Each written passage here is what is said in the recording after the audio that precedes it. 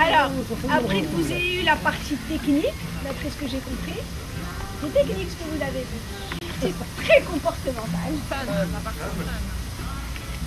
Et pour ce faire, je vais vous proposer, si vous êtes d'accord bien entendu, de remplir un test de personnalité qui va vous permettre de mieux vous connaître. C'est un des tests les plus puissants qui existent, qui est un réel autodiagnostic de la personnalité, si ça vous intéresse, hein.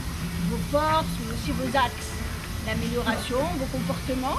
Et ça va également vous aider pour constituer les équipes. Les compétences des membres de vos équipes. Parce que le challenge, le grand défi de cette journée, hein, ils sont au courant? Non, on va leur dire. Le grand défi de cette journée, bien sûr, c'est après la partie comportementale qu'on va voir, après la conférence qu'on va voir également dans un petit moment, la différence entre le management des chevaux et le management des lions. Vous avez un peu une idée des différences de comportement?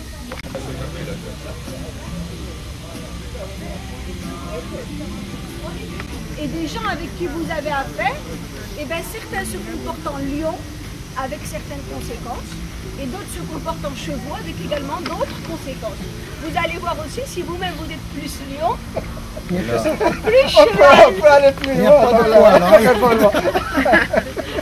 Peut-être les deux à la fois dans des contextes différents, mais finalement, quel mode de management? Parce que c'est un mode de management. Le management dont nous parlons aujourd'hui n'est pas lié à l'organisation de nos sociétés. Il est extrêmement ancien. Vous êtes d'accord? C'est même dans nos codes génétiques. Dans leurs gènes, mais aussi dans nos gènes. Hein? En sachant que, je fais juste une parenthèse, mais on reverra ça, en sachant qu'on est l'animal, vous m'excuserez.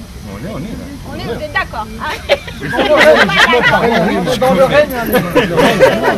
fait partie des animaux pour qui ça réveille des émotions, le côté animal de chacun. Et heureusement que nous gardons notre côté animal. Hein.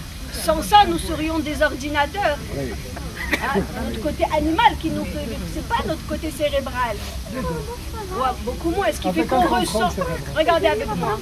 Oui, mais plus vous êtes dans le ressenti, dans le contrôle cérébral, moins vous êtes dans le lâcher prise, moins vous êtes dans les émotions. Rappelez-vous ce qui vous a donné votre plus grande joie dans la vie. C'est pas le cérébral. C'est l'instinct. L'instinct, hein? L'instinct.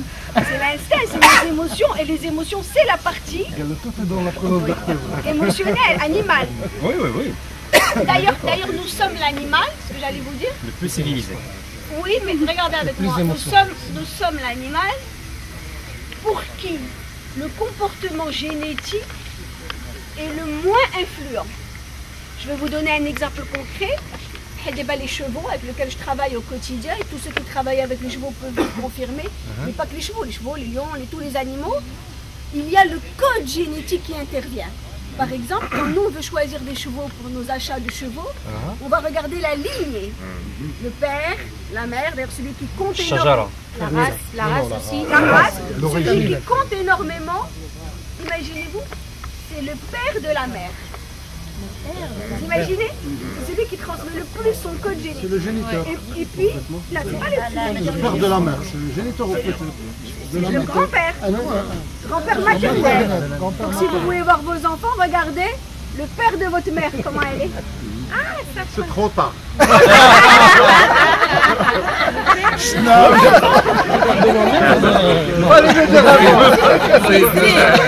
On fait attention à ça.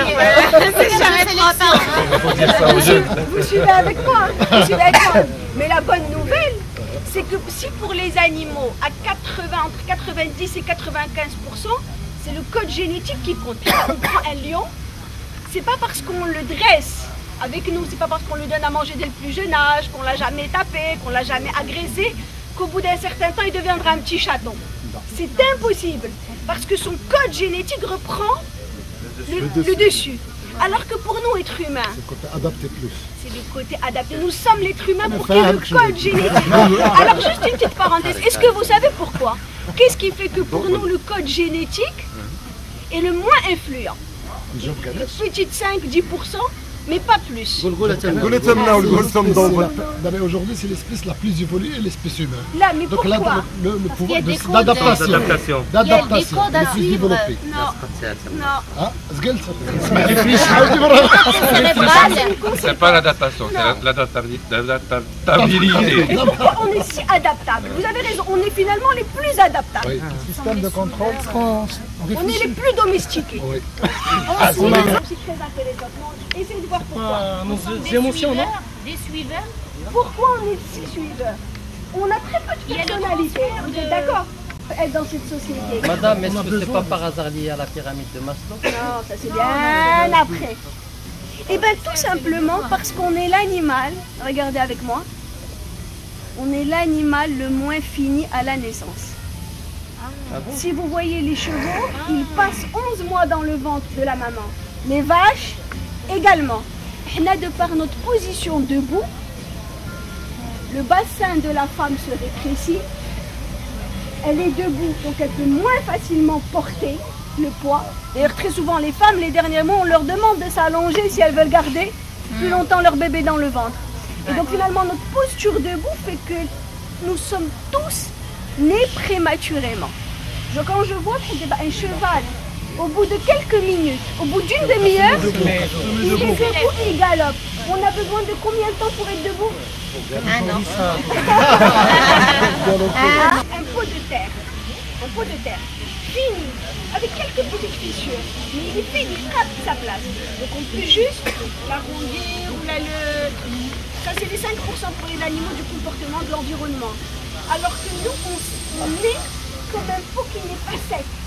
Donc quel que soit modelé. Donc on est extrêmement modelé parce que notre survie même dépend des soins. Parce qu'on est tous des prématurés, contrairement aux animaux qui naissent. Réel, bien sûr. Il y a l'espèce animale qui sort un petit peu. De l'ordre. Le lapin. Nos fragilités qui sont nos Les lapins. Les lapins aussi. Les lapins. Les marsupiaux. Ils donnent naissance deux fois dans l'année, donc ils terminent moins de 6 mois. Mais ils sont beaucoup petits, leur ventre permet de garder jusqu'au bout. Ils ne naissent pas prématurés. Alors, il n'y a aucun animal dans la nature qui a besoin de plusieurs années de sa maman. À part nous, nous sommes les adultes qui s'occupent de nous à la naissance. On ne peut pas chercher une nourriture, on peut pas... Ça, c'est la première qualité. La qualité, ou là, comme vous dites à la base, faille, qui se transforme en qualité. Et quelle est la seule qualité que l'humain a? Parole.